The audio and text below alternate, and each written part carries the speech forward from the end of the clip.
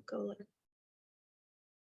So welcome everyone. Tonight we're here for the presentation Landscape as Canvas, Earth Art. And we're fortunate to have Jane Oneail, an art educator and art curator, with us this evening. What she shared with me earlier was that in the 60s and the 70s, there were artists like Robert Smithson, Nancy Holt, and Ana Mendieta, and they began a revolutionary practice of making art using materials from the natural world. So in this presentation, we're going to learn about the inspiration for this art movement from art educator Jane Oneail, and she'll also offer some insight into the works of several leading artists, those that I mentioned earlier, as well as Andy Goldsworthy. So a little bit more about Jane. Jane curates and delivers art presentations throughout New England. She holds a master's degree in art history from Boston University and a master's degree in education from Harvard University. She's a New Hampshire native, and she's worked at some of the state's most esteemed cultural institutions, including the League of New Hampshire Craftsmen, where she served as executive director, and the Currier Museum of Art, where she held the role of senior educator.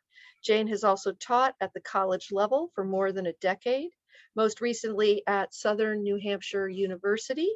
And for more information about Jane and her programs, you can go to iamculturallycurious.com. And having said all that exciting information, I think let's get right down to our program and welcome Jane. Thank you for being here tonight. Thank you so much, Holly. And thank you everybody for taking time out of your day on a particularly gorgeous day to learn a little bit more about earth art. I think of this program as a really nice primer for getting ready for spring in our gardens and our natural world.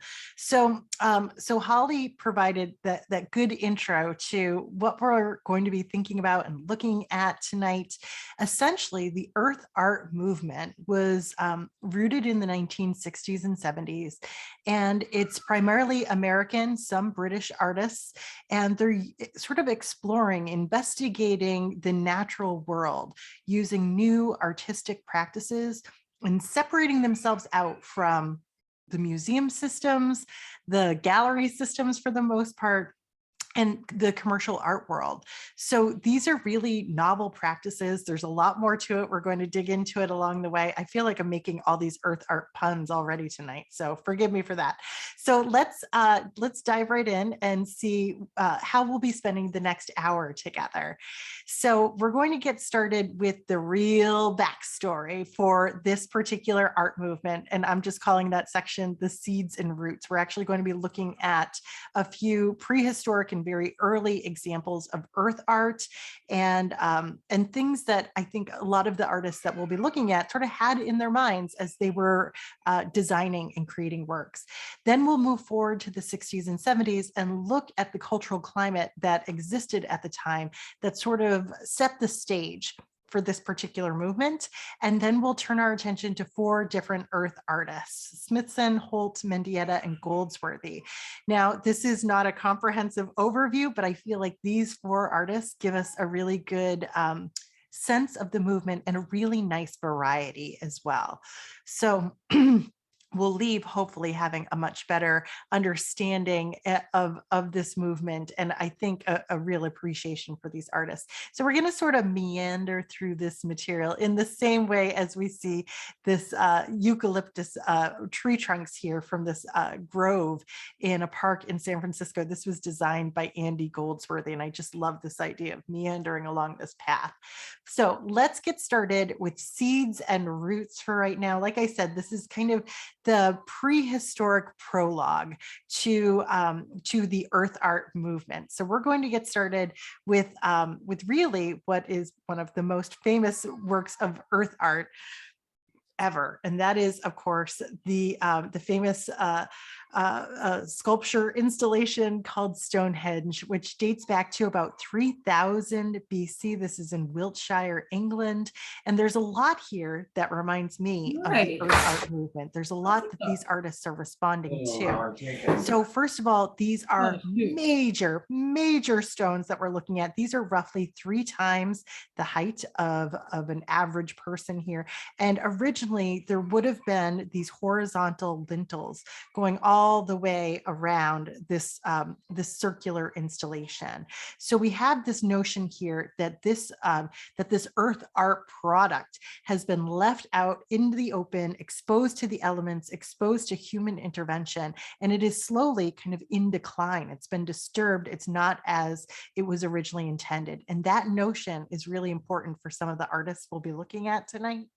The other idea here is that this is a major undertaking. This required coordinated labor. This was all done before the existence of the wheel.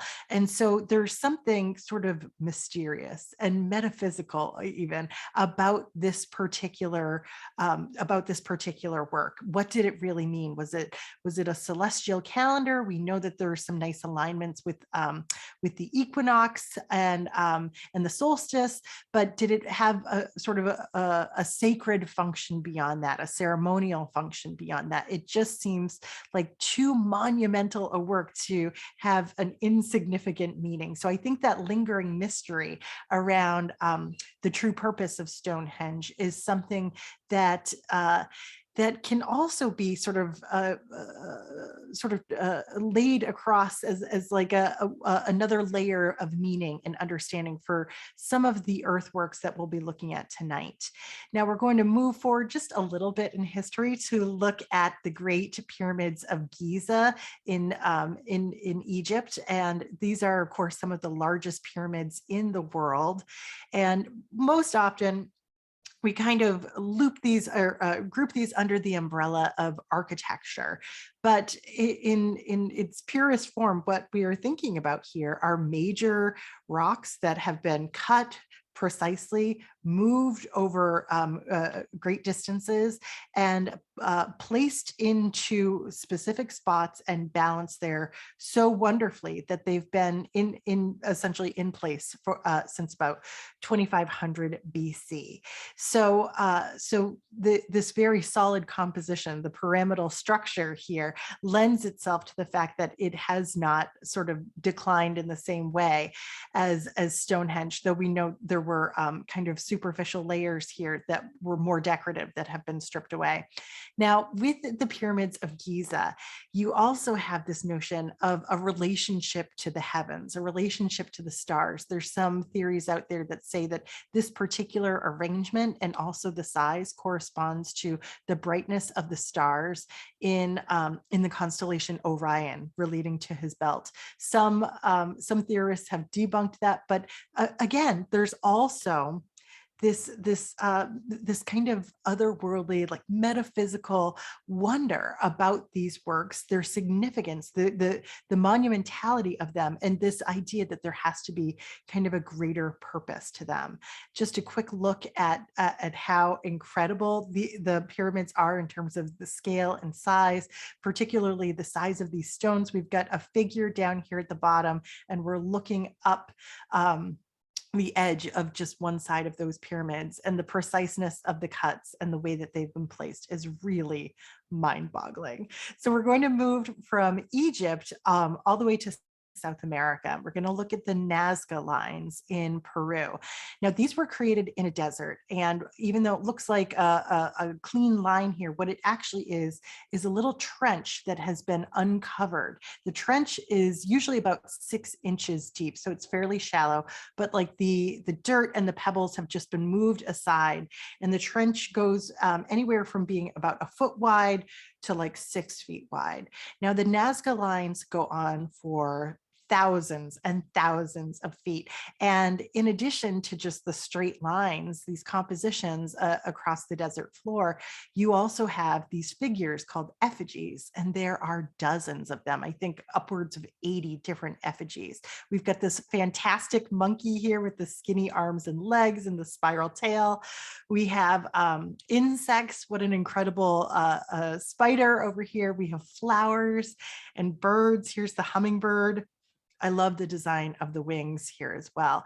Now, we also have a human figure, very sort of mysterious, very otherworldly, why they would have this human figure seemingly waving upwards into the skies. Lots of ideas about that one. But let's go back to the hummingbird for just a moment and reconnect with this idea that this is art on a grand scale. Its purpose is still somewhat mysterious. In this case, it's been pretty well preserved because this is a remote location. There hasn't been a lot of human intervention here, and there's barely any wind in this desert. So nothing to really push these pebbles in the sand around. These lines have been wonderfully preserved. They were created somewhere between 500 BC and 500 AD. So over the course of about 1,000 years, and we can still see them so clearly today. All right, so now we are moving up to North America, and we're going to consider for a moment this tradition of mound building in North America. I mean, I think you can find similar mounds across the globe, but in particular, this mound over here is one of the largest in North America. This is in Illinois, and you can see it's about 100 feet tall. We've got a figure here down at the bottom, a few at the top.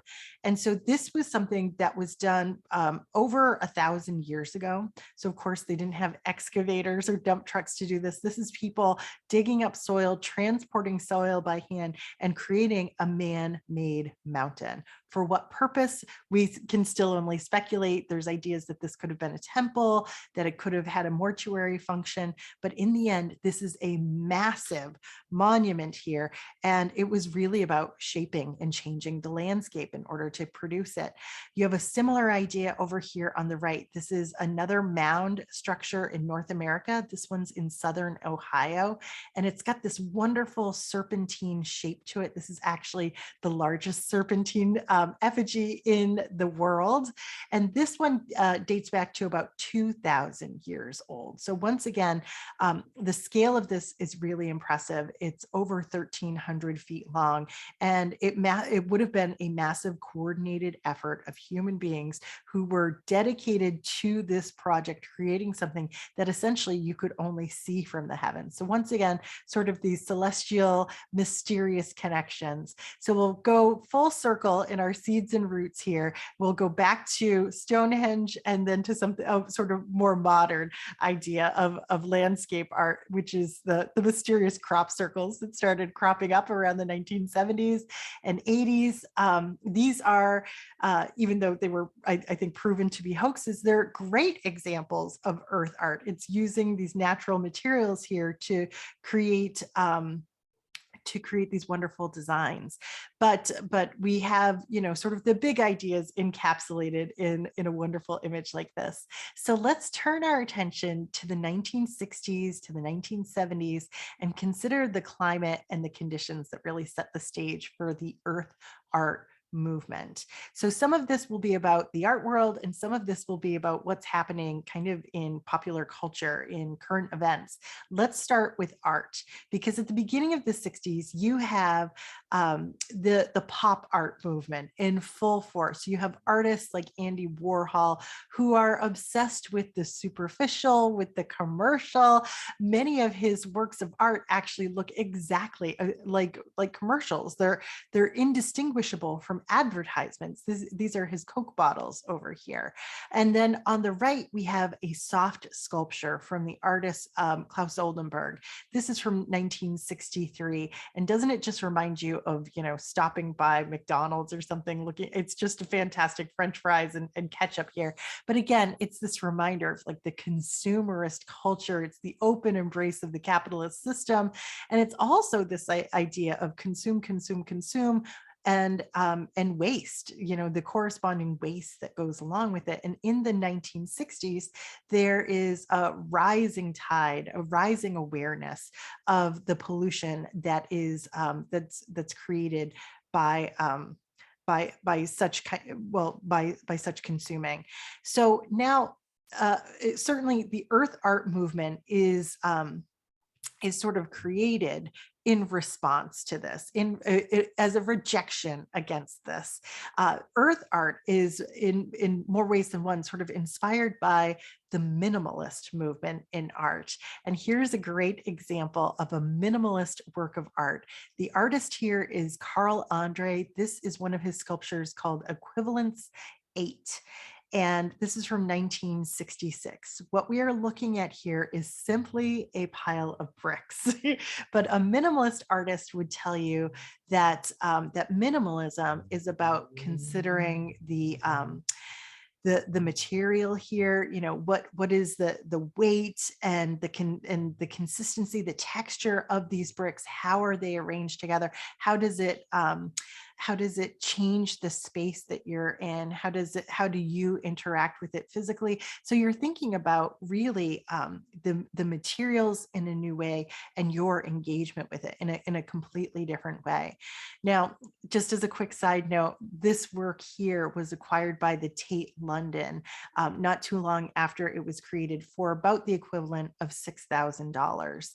Now we're looking at 120 bricks here that were paid with taxpayer dollars. And so you can imagine people thought it's pretty outrageous that taxpayer money went to pay such an outrageous price for a pile of bricks. This has been called the most boring controversy in all of art history. So we have this notion of minimalism and it changing the way artists are thinking about the very nature of presenting artwork. But let's go back to the environment. There is a shifting tide in the way people are looking at the planet and looking at pollution. There's a book from 1962 called Silent Spring by Rachel Carson, and it creates this whole new awareness. It really sounds the alarm about pollution, and in particular the dangers of synthetic pesticides. This book had such a huge influence after it was written, for years after it was written, that it sort of led to the creation of the U.S. Environmental Protection Agency. So huge ripples there. Now, the image over here on the right, which is just such a fantastic image. It's like the kind of picture I'd love to look at every day, because it's a great reminder that your problems seem really small. We're looking at the Earth, of course, seemingly from the surface of the moon here. This was a photograph taken by the astronaut Bill Anders in 1968, and it's called Earthrise. So when people saw this picture, it began to change the way they thought about the planet. It really does just look like a little marble floating out there in the blackness. And it's this reminder of how small we are and how precious our resources are, that there's only one planet. So a picture like this began to inform changing behaviors. By 1970, we have Earth Day. We have Richard Nixon and Pat Nixon planting a tree on the White House grounds. We've got demonstrations all across the country. This is one in Union Square in New York City. But people really rallying to see changes in policies that impact the pollution of the air and the water, and change policies in terms of how our resources are used, this new understanding of limited energy resources.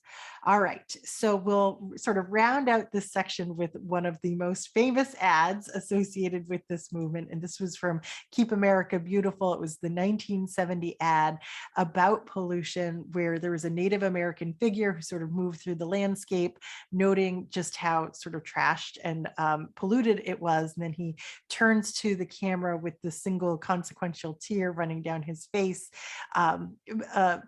reminding us all how connected we should be to nature. And of course, incidentally, the man who played the Native American was not, in fact, himself a Native American. So it's another way of kind of sounding the alarm of reinforcing this notion that all Americans should be more connected to the environment and to the landscape that surrounds them. So all of this is a wonderful precursor for what we begin to see in the art world towards the late 1960s. And here's a great example of what you begin to see. In galleries, artists are exhibiting piles of dirt. Can you imagine? People, I can imagine that this was a very tough pill for a lot of people to swallow. There's a kind of like conceptual, minimalist way of displaying it on these little mirrors here, which seems to kind of double the amount of dirt that we're looking at. But this is the stuff that we wipe off our shoes when we go into our houses. It's also the stuff that we grow our food in, and reconsidering dirt and soil in a new way was certainly a novel artistic practice. Now, this work here was created by Robert Smithson, so we are going to turn our attention to him. He's really our first and probably our most important earth artist here. Here are two great photographs of him, probably in his early 30s. Now, he coined the term earth art. He was also the founder of the movement itself. He grew up in New Jersey, and he went to art school, and shortly thereafter he's living in New York City. He's kind of trying to eke out a career as an artist, and he does get gallery representation, and it's that gallery owner that begins to introduce him to all of these minimalist artists, including Carl Andre. So he's running in these avant-garde circles, and one of the artists that he's introduced to is Nancy Holt, who we'll also be meeting tonight, who ends up marrying Robert Smithson. They become husband and wife very quickly. And we'll talk about that connection a little bit later. But all of these relationships have a huge impact on the way these artists are thinking about engaging with, the landscape in a novel way and creating works of art that really challenge the viewer, challenge the audience. So I love these images of Robert Smithson. These are from the late 1960s. This is him with a work similar to those piles of dirt that we saw before. These are just cases of rocks. And he referred to works like this as being non-sites. He would exhibit on the walls around them aerial views of the landscape where he got the rocks and maps of those areas as well. So he was connecting it to the site, but the rocks themselves were a non-site. I absolutely love this photograph of him loading the rocks into the back of his station wagon. I can imagine that the person taking the picture was thinking either this guy is a genius or he is totally crazy. So Robert Smithson is actually the real philosopher of this movement. Everything is sort of comes from his thinking around this. Now, just to give you a sense in terms of how he thought, because he was writing these treatises all the time, but he wrote an essay about these kinds of works, the non-sites, in 1968. It was called A Provisional Theory of Non-Sites. Here's just a little snippet of it. This just gives you a sense in terms of how his brain works. He says, this little theory is tentative and could be abandoned at any time. Theories, like things, are also abandoned. That theories are eternal is doubtful. Vanished theories compose the strata of many forgotten books. So you can almost visualize the way he thinks about theories as being these material things that seem to like pollute not just libraries, but intellectual thought. So it's interesting to be able to see how his mind works. Now, he's also interested in something else called entropy, and that is the second law of thermodynamics, this idea of the inevitable depletion and collapse of systems. Now, for Robert Smithson, the reason he's interested in this is because he looks at, the history of the 20th century. He looks at America since World War II, and he thinks, we all talk about progress as like this steady march forward to a better life. But what he saw instead was this sort of breakdown of systems, and he related it to entropy. So he saw what started with order moving to disorder and then moving to chaos and collapse. And he saw this happening in civilization, but the first place you see it really is in nature. So he developed this installation that's simply called Dead Tree. tree, and that is exactly what we're looking at. The photograph is more recent because this is a more recent staging of the dead tree according to his specifications. And so, of course, what we're looking at is just a tree that has been unearthed and it's dying. If you have really good eyes, you might be able to notice that he has installed these mirrors around it as well. So as you walk around this dead tree, you might also see little bits of yourself with it too. But the purpose here is to see like shriveled up leaves and, the roots that are kind of also shriveling up at the same time, to see entropy at work with a dying organism like this one. So after all of this, Robert Smithson decides to spend a little time outside. So we see him here in the UK. He's standing next to a Neolithic tomb over here. And then he is at, I believe this is at Arches National Park over in Utah. And he is, standing next to Balanced Rock, which is this famous monument where sort of like, the old man on the mountain in New Hampshire, the Leaning Tower of Pisa, everybody's just kind of waiting for this really impressive balancing game to collapse. So he begins thinking on a grander scale. He's really attracted to these kinds of works, natural, man-made, otherwise. And so that leads us to the spiral jetty. And we're going to spend a little extra time on this work because it is the iconic work of the earth art movement or the land art movement. So the spiral jetty came into being in 1970. It was funded in part by a grant, a $9,000 grant by his gallerist. And we can see here, this is kind of an unnatural extension of the landscape. This is the Great Salt Lake in Utah. And so we see this straight line, the spit that comes out, and then it coils onto itself in this counterclockwise motion over here. So there's something about it that seems natural. We see spirals throughout the natural world, but it does not seem like something that could happen naturally.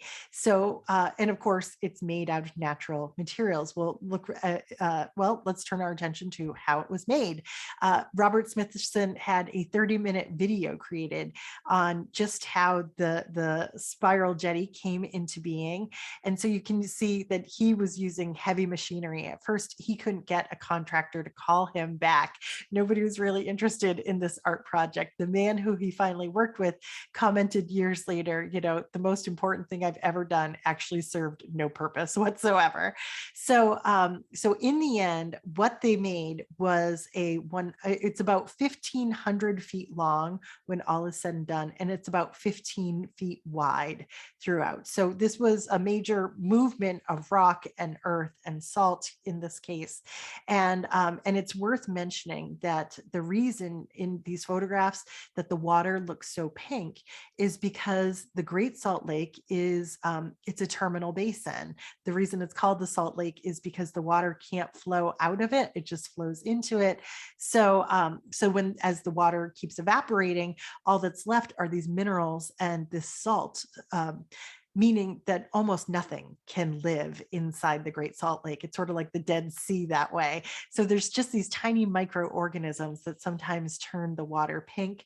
The color was very attractive to Robert Smithson. He talked about being drawn to the sort of scarlet bleeding streaks in the water. And he even compared the Great Salt Lake to the primordial seas. He was such a heady guy. So I mentioned before, we talked before about some of those prehistoric precursors to earth art and to land art. And so we can see that spirals were featured prominently in earth art works, in the northern and in the southern hemisphere with the Nazca lines and the mounds here, in this case from Ohio. They're also, like I said, it's a naturally occurring form. We have it in our own fingerprints. We see it in nautilus shells and in plants and even the shape of our galaxy. And then there's this fantastic connection to numbers as well. There's the Fibonacci sequence, where you take two numbers, you add them up, and they begin to grow in a progressive way related to the number that precedes it. So if you map this out in a grid, you can see that you are creating a spiral with that Fibonacci sequence. So we've got these, these great associations with the natural world, with math, and there's even other associations with art related to the Fibonacci sequence is the golden ratio.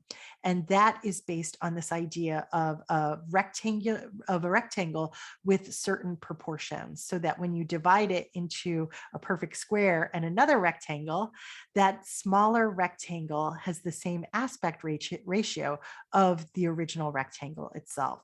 So artists have been relying on this golden ratio for centuries to create what they believe were these almost divine proportions in their works. So you can see a work like Leonardo da Vinci's Mona Lisa is almost nothing but the golden ratio. I mean, the entire painting itself can be divided up by those ratios, and different components of it throughout as well.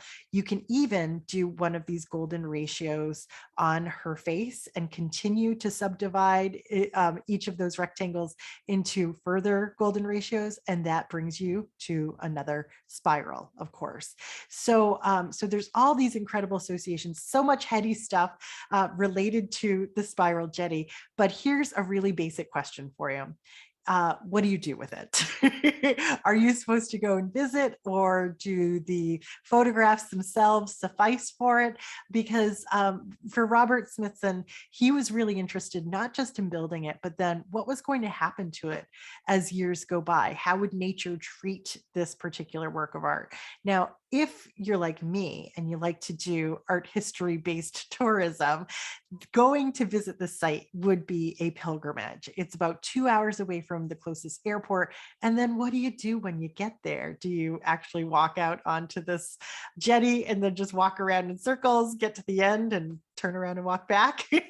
When I think about actually going there and experiencing it, it reminds me of the form of a Gothic labyrinth. Now, labyrinths have been around for since classical antiquity, but during the medieval period, as they were building Gothic churches, they would put these labyrinths, these meanders, in the floors of these cathedrals, so that pilgrims, people who traveled a long distance to see the cathedral itself, could sort of move through these. They're not mazes. It's not like a choose your own adventure. There's just a convoluted path, essentially, and they could follow that path. And that was thought to be an experience for your mind, body, and soul.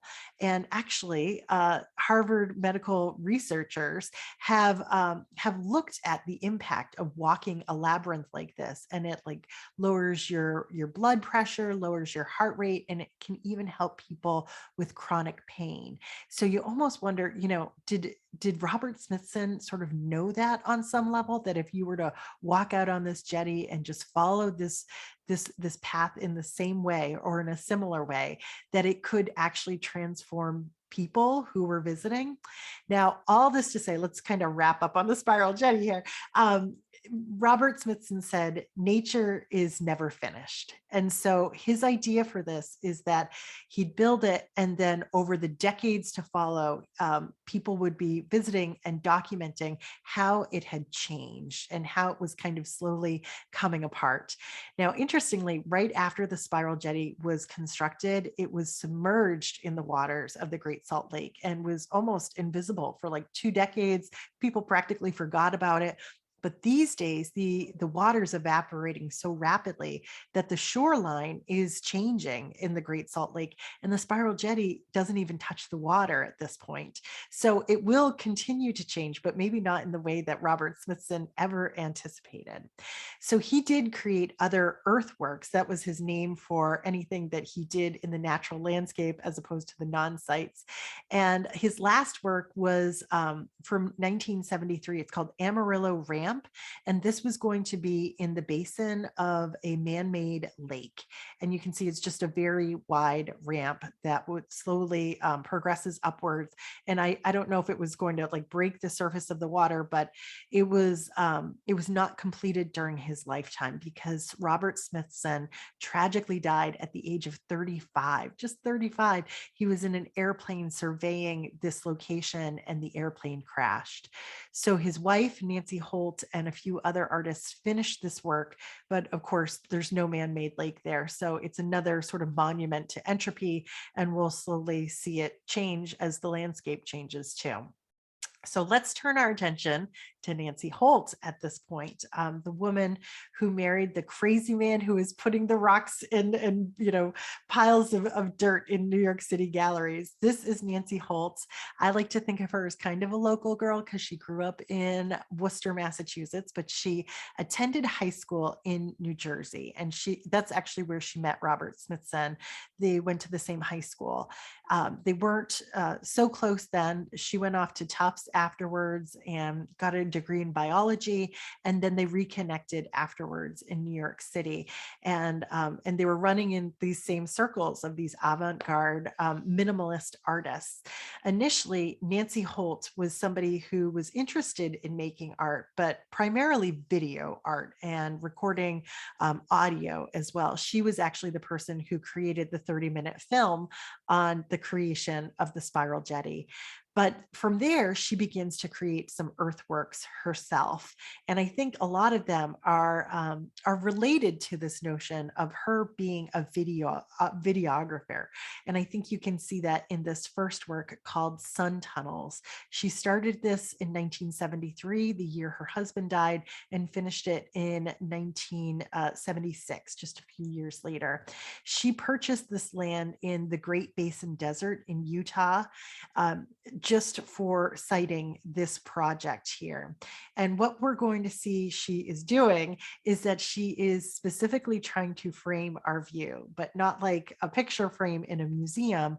It's more like a telescopic frame from a camera.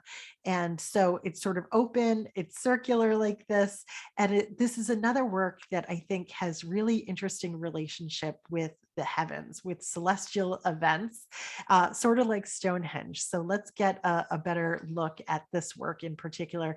It was a massive undertaking. It might just seem like a couple of cylinders, but they were huge. Each one of them is 22 tons. This is Nancy Holt directing the installation of them. And each of these tunnels is about 9.5 feet in diameter. And this is her standing inside one of them. So what's the purpose here? What's the idea? They're in a loose configuration of an X, and they are arranged in such a way that, sort of similar to Stonehenge, you would see the solstice and the equinox, the sunrise, the sunset, through these specific framed views that she has created here. And at this site, they last for a long time because it's this open view. It's not like hitting this one point on the tunnel. So this is something you could experience 10 days leading up to the equinox or the solstice, and 10 days afterwards as well. When you're there, oh, I should say too, another relationship that she created that corresponds to the sky is she had these holes bored into the side of the tunnels, and the scale of them and their arrangement speaks to different constellations, 4 different specific constellations.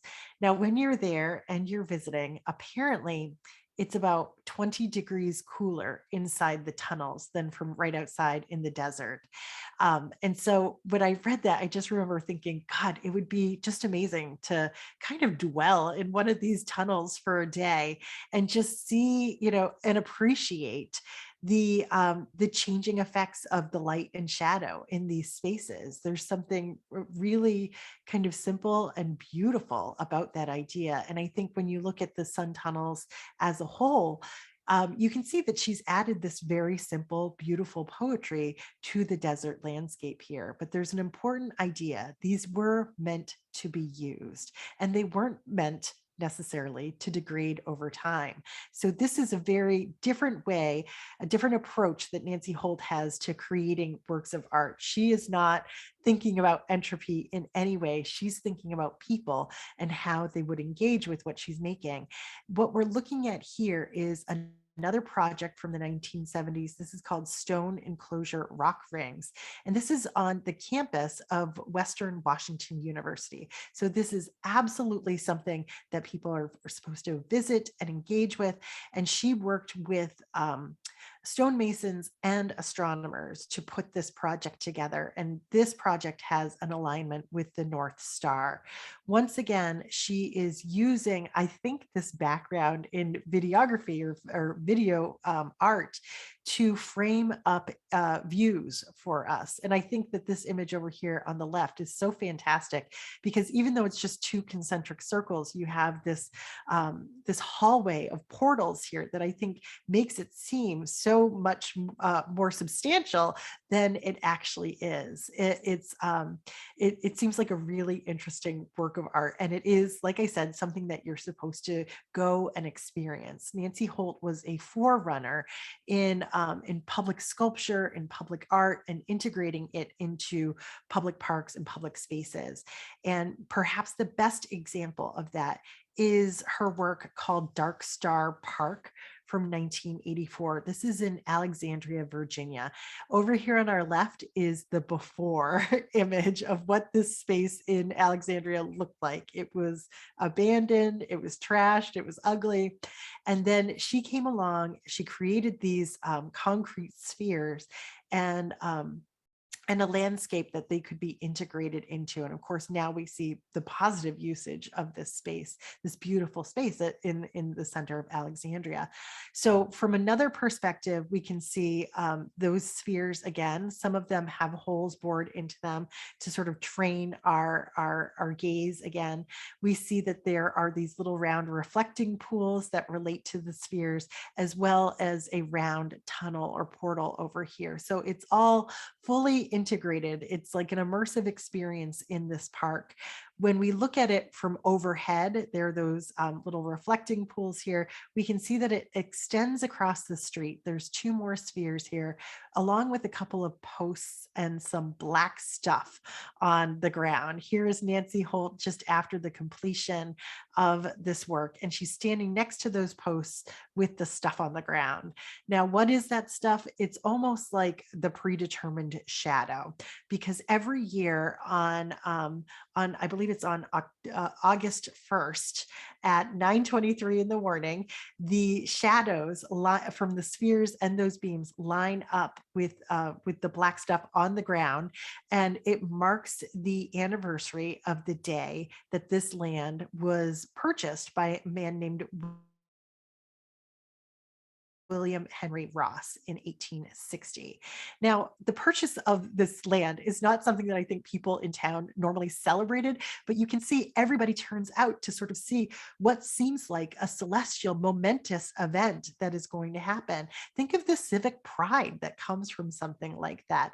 This is it's a space that is meant to be used, and it creates such a strong sort of community connection here because of her design. So we'll finish up with Nancy Holt very quickly here with this great image of her and Robert Smithson, probably from the 1960s. Now, he died when they were 35 years old. She lived for another 40 years. She never got remarried. She spent her life making these incredible projects like this all over the globe, and she received numerous awards for it, but in my opinion, not nearly enough. And she also worked to preserve the memory of what her husband had accomplished too. So Nancy Holt died in 2014 at the age of 75, and her will created the Holt Smithson Foundation. I highly recommend going to their website. Beautiful images, such great information about the two artists, their approach to their work. Interestingly enough, the will also dissolves the foundation in 2038. That would be on the occasion of their 100th birthdays. And it's sort of like sort of like letting nature take over again, right? There's a little bit of entropy in that. All right, so let's turn our attention to Ana Mendieta, and I'm seeing we're a little bit, I'm a little bit low on time, so I'm going to talk even faster now. Ana Mendieta was a full decade younger than Smithson and Holt. And so she was living in, well, she was in college as Robert Smithson was creating the spiral jetty. So she's a little bit behind the curve, but she will ultimately go to New York City and eventually run in these minimalist art circles as well. Like Robert Smithson, she actually died a very tragic and premature death, and we'll touch on that a little bit later. Ana Mendieta was born in Cuba, and she lived about the first 12 years of her life there. These are her parents. Here she is at the front and center. And because of a project called Operation Peter Pan, she and her sister were able to leave Cuba at this young formative age and stay together, but they were separated from their families. This was sort of like they were like political refugees. They went to Iowa. They lived in foster homes, in orphanages. They went to reform schools. You can imagine that this would have been really traumatic experience for a young person who came from an upper class background, very comfortable background. So she's kind of torn from Cuba and torn from her parents and living in this kind of awful setting. And so art becomes a refuge for her. And so even after she is unified with her family, she stays in Iowa and she goes to college there. She gets a BA, an MA, and an MFA while she is at the University of Iowa. And so she's working as a sculptor, as a painter, as a video artist, and she'll eventually move to New York City in 1977 when she's done with school. But I wanted to quickly show you a couple of her school projects, works that she created while she was still a student. This is an untitled work from 1972 where she's standing alongside a fellow student and he is shaving and cutting his hair and she is affixing it to her face. So she's kind of playing with gender fluidity here. She's doing things that I feel like most Americans are only just beginning to think about and talk about, but she's also experimenting with hair, which is dead skin cells, but it also grows and it can also be like severed from your body. So she, this is kind of like her first sort of dip of her toe into working with organic materials. The same year, she also creates a video that is called Blood and Feathers. There's a lot of blood in her artwork. She's always been interested in issues of violence against women. So she tries to make strong statements in her work, even from the same time, or even from this early period in her work. So in this video, essentially, she's standing out in nature next to this stream. She's stark naked. She pours chicken blood all over her, front and back, and then rolls around in these feathers on the ground, and then sort of stands up in the posture of a bird here.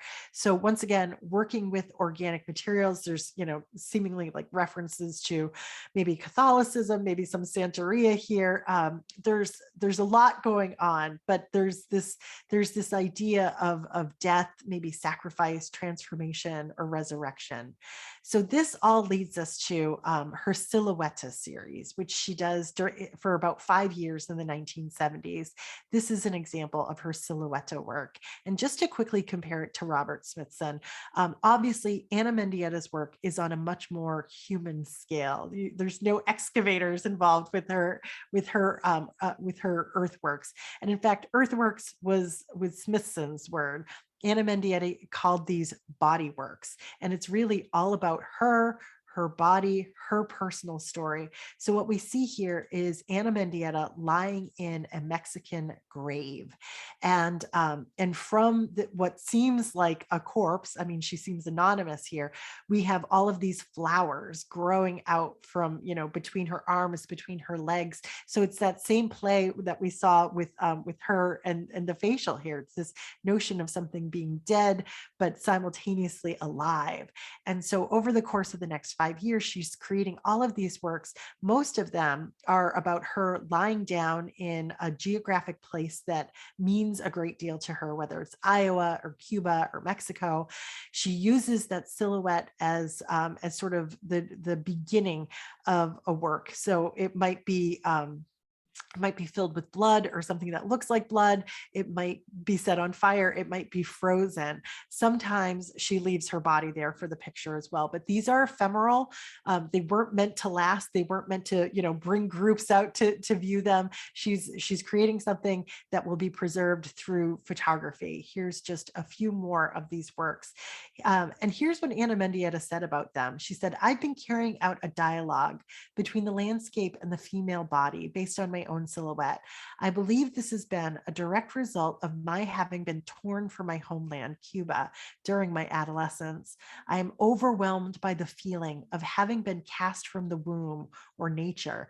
My art is the way I reestablish the bonds that unite me to the universe. It is a return to the maternal source." This is her literally reestablishing roots with with Mother Nature, really. And so we've got all of these fantastic, sometimes they're sort of eerie and mysterious pictures here.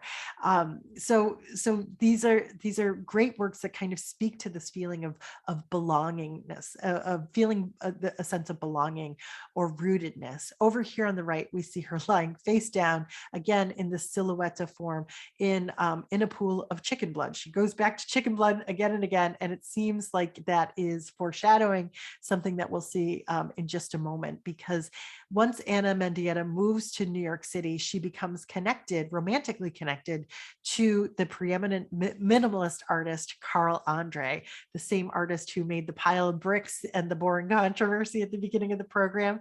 They date for several years. It's a sort of a tumultuous relationship. There's a lot of drinking and a lot of fighting, but they get married in 1985. He's 13 years older than her. He's already incredibly successful as an artist. He's had a solo show at the Guggenheim. He's doing really well. 8 months after they get married, Ana Mendieta falls to her death from their apartment in Greenwich Village. They lived on the 34th floor of their apartment building. And so you can see from the headline here, sculptor accused of pushing his wife out of the window to her death. His 911 call, he says, "My wife is an artist and I'm an artist, and we had a quarrel about the fact that I was more exposed to the public than she was. She went to the bedroom and I went after her and she went out the window." Now, apparently people heard them fighting. Apparently he had scratches on his nose. There were a lot of people that didn't believe his story here. And so he was tried for her murder, but acquitted based on lack of evidence. But the art world and I think the feminist world surrounding the art world too, still blames him for her death. And so he's still alive. His body of work is still highly regarded in the art world. And so when it is exhibited, oftentimes people show up and essentially give voice to Ana Mendieta because she can no longer do that for herself. Some activists even throw chicken blood on the sidewalk in front of galleries that show his work. I think Ana Mendieta might be proud about that one. And the Guerrilla Girls, the anonymous collective of artists and art historians that call themselves the conscience of the art world, have even created this poster associating Carl Andre with O.J. Simpson. So I think the art world is more fascinated than ever with the works of Ana Mendieta, and somehow I can't believe that Carl Andre still has a career. So we'll finish up the program with the much lighter and sort of fanciful works of Andy Goldsworthy. So he is a Brit. That's the OBE here. This is the Order of the British Empire. He was made an officer in the year 2000 for his contributions to the arts. We see him here in two photographs. He grew up on a farm, and he talked about the kind of rhythmic repetitious work that he had on the farm, digging up potatoes or other works that sort of established this rhythm in him that he uses to create these projects today as an artist. I should mention that he was born right around the same time as Ana Mendieta, so he's younger than Smithson and Holt, and he's still alive today. He's 65 years old. So he went to art school, and while he was there, he felt a little claustrophobic in his small studio, went outside, and within the space of a few hours, felt like he had learned so many lessons just from the natural world. He talked to his professor about it. His professor was like, look up the work of Robert Smithson. And basically, Andy Goldsworthy never went back inside again. So Smithson, you can sort of think of as the philosopher. Goldsworthy is kind of the craftsman. So I'm going to force a little comparison here between the spiral jetty and an example of a spiral work by Goldsworthy. Goldsworthy, I will say, doesn't create a lot of works that are spirals. He likes the context to inform what he creates. And so in this case, these are, these smooth beach stones. You can see he has cracked every single one of them. I think just breaking a rock is hard enough to begin with, but he's broken them in such a way that he could align them in this beautiful spiral. And he's even sort of scratched away the pigment on them as well. So he's creating something that is small scale, that's intimate, that is not meant to last at all. I mean, you could basically just kick this little arrangement and it would be gone forever. Whereas Smithson was working on a much grander scale. Just to give us a sense, this is the context for the work that Goldsworthy created. Now, his student work sort of seems to be a great precursor to what we're about to see. In this student work here, he just took the chaos of all of these beach rocks and created what is almost a straight line leading out to the water. And it's ephemeral. It's not supposed to last. These stones almost immediately started sinking into the sand. People kicked them. They were washed away. But he was creating something with natural materials that essentially nature couldn't create on its own. So from there, he gets really interested in rock stacking and rock balancing. These are assemblages from the late 1970s on kind of a grand scale, a pretty impressive scale. In the next few years, and I should say, these works don't last. He takes photographs of all of them, and the photograph is the evidence of the artwork. It's not like he's ever bringing crowds around to look at this. It's really just his intimate engagement with nature, and then it's gone. Even though he himself claims he's very interested in this notion that the works collapse and then sort of go back to nature, for the most part, the photo documentation is really about that magic moment where everything comes together, not when everything goes apart. So in the next few years, he continues to do rock stacking, and you can see these are really impressive impressive rock balancing. He's considered the father of modern rock stacking. I have a 3-year-old son, which means that there are rocks everywhere in my house. So I was sitting at my dining room table the other day just trying to put a stack together, and I couldn't get past 3 rocks. So I encourage you to give it a try next time you're outside. In addition to rocks, he uses a lot of sticks in his compositions. This was a composition he made in Colorado in 2006. It's a wonderful work because, it reminds you of, the structure of the ripples in water. If you throw a stone into water, it also reminds me of the planet Saturn. But he had to go out and he had to find kind of the perfect sticks to use in a composition like this. And he said it took him way longer to find the sticks than to make the composition. Takes the picture, and then it all sort of floats away. It doesn't last for long. Here is another work made of sticks. These are sycamore sticks, and it's on a larger scale. It looks like a giant serpent, doesn't it? It almost reminds me of that serpent effigy that we saw before. And this was one where I think one of the endearing things about Andy Goldsworthy is that he fully admits that this can be a really frustrating process. And he was working on this in the rain. He said, the work is becoming irritating to me. That's what he wrote in his journal. He said, still very windy and wet. But he seems, determined. Well, he's inspired by the setting, by the available materials, and works from there. It's not like he designs something in his head or on paper and then sets out to go and create it. He goes out to nature and he works with what he sees.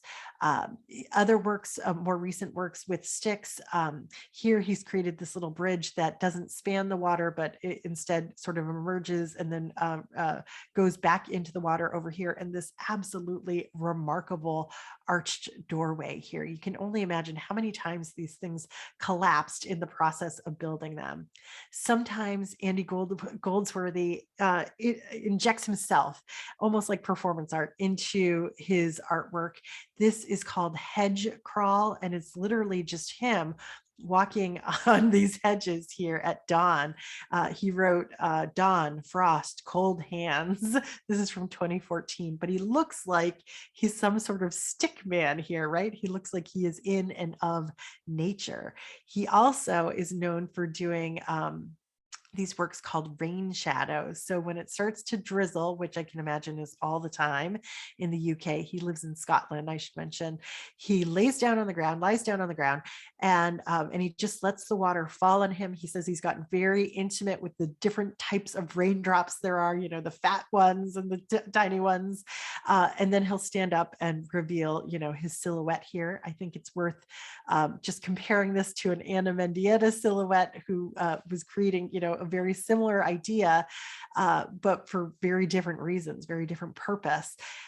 Goldsworthy still creates these rain shadows today, sometimes even in urban settings. This is in New York City. As he was creating it, like people are literally just stepping over him on the sidewalk, and then you've got your rain shadow. But it's all sorts of things that he finds on the ground that inspires his artwork. Leaves in particular are a great source of material for him and a great source of color for his works too.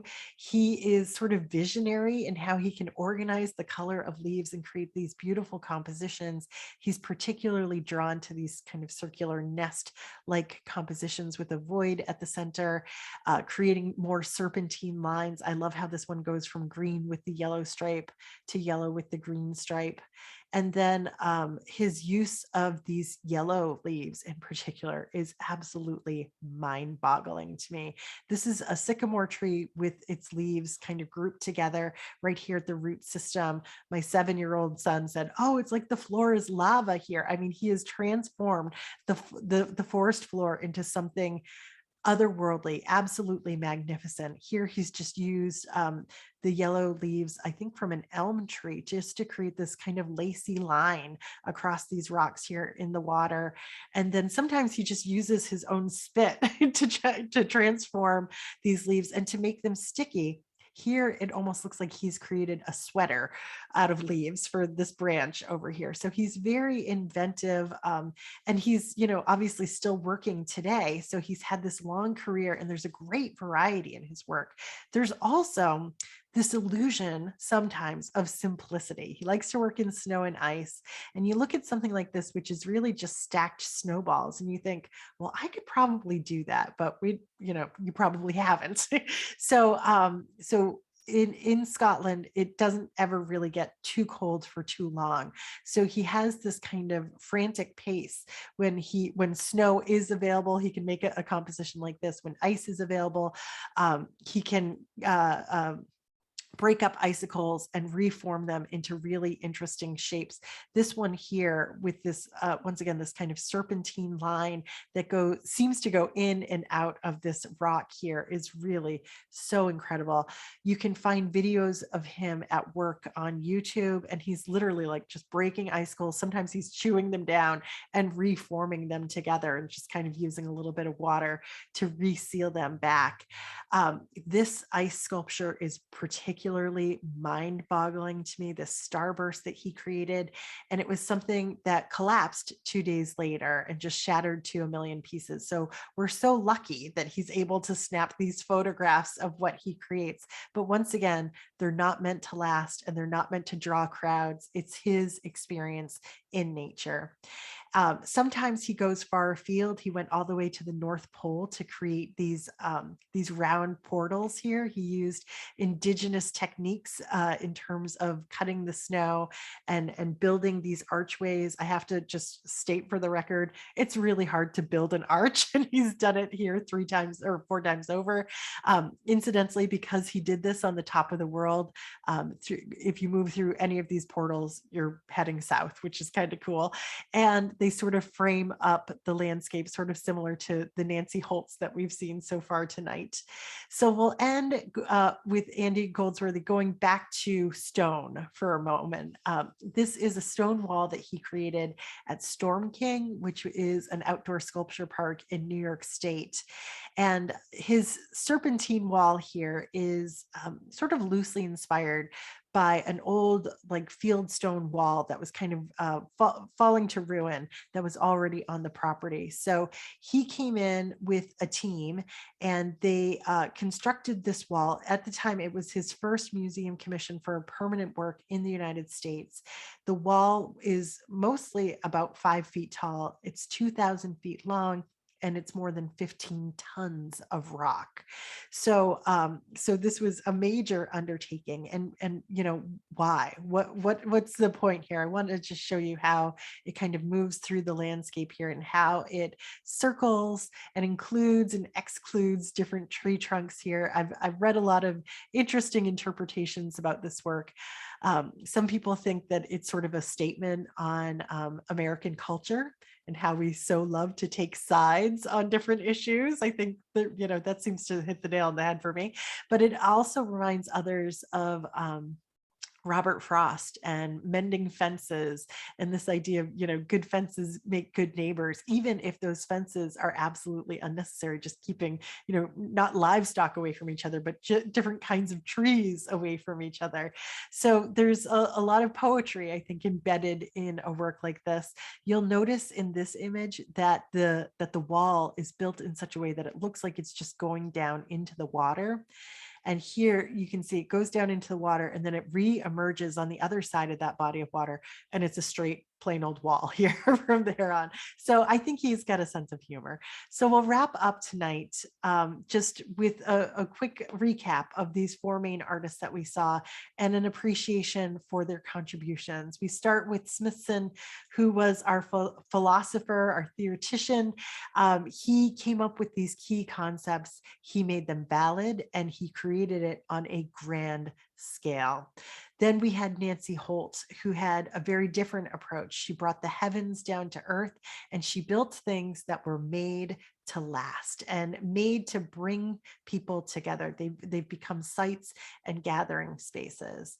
And then we saw Ana Mendieta, whose work was so personal. It was her excavating kind of this emotional pain that she endured, her explorations of her body, her gender. They're very raw, they're very powerful, and they seem to kind of foretell this tragic death of hers. And then we finished up with Andy Goldsworthy. Aren't these just such great works? He was our craftsman. He was the person who was creating these incredible ephemeral constructions and engagements with the landscape, producing something that nature itself never could. Andy Goldsworthy once said, "We often forget that we are nature," all capital letters. Nature is not something separate from us. So when we say we have lost our connection to nature, we have lost our connection to ourselves. So that's probably a good note to end on and a good reminder to go out and get your hands in the dirt sometime soon. So I'll end now and I'll welcome any questions or comments you might have about the earth art that we looked at tonight. Well, Jane, I just have to say that I'm never disappointed in your programs. They're always extremely fascinating.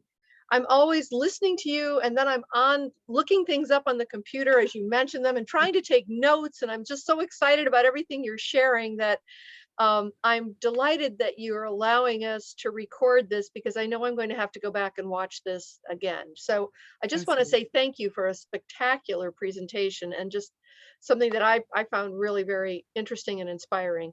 Our group has been very quiet in chat, so I don't have any questions in chat, but if anybody has anything that they'd like to ask, please don't hesitate to unmute and speak up and share your questions or your comments.